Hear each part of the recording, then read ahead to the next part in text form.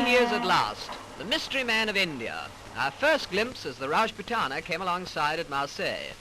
And there's a woman of whom you've probably all read, but never seen in a picture.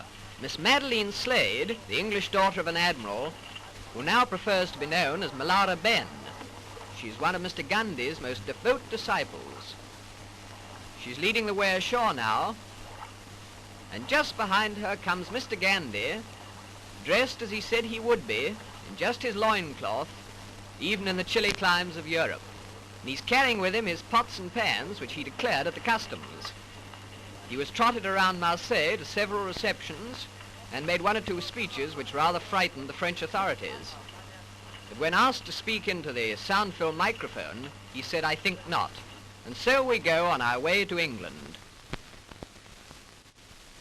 Well, here we are at Folkestone, with the Biarritz coming alongside, and as Gandhi said, in proper English weather, pouring rain and bitterly cold. Miss Slade was the first ashore to tend to the luggage, that is, the goat's milk, etc. She was followed by Gandhi's son, and then came the little man, still scantily clad, but with an extremely wet blanket around his tiny frame. I'm sure he must have been frozen. We were in thick overcoats. He picked his way through the puddles along the quay side, and he was wearing sandals, by the way, to the waiting motor car, for he decided that he'd rather go up to London by road. He insisted on sitting up in the front seat with the driver. He said that he could see better that way. So he tucked himself in, and so off to London, whilst his followers went by the boat train. In town, quite a lot of people had waited in the pouring rain outside the Friends Meeting House on the Euston Road to see what he really looked like. But at first they were quite disappointed, because he went in the back way.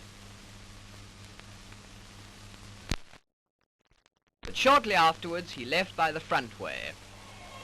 And then they really did see quite a lot of him, even his knees.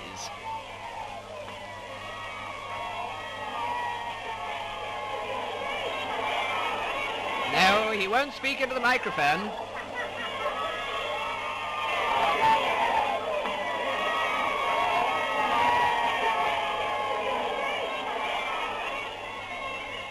And so to his popular home, where we leave this bizarre little man, whose coming has caused so much comment, complete with loincloth, spinning wheel and goat's milk, feeling sure that he cannot complain of his reception or the publicity he has received, from which, by the way, we always understood that he shrank.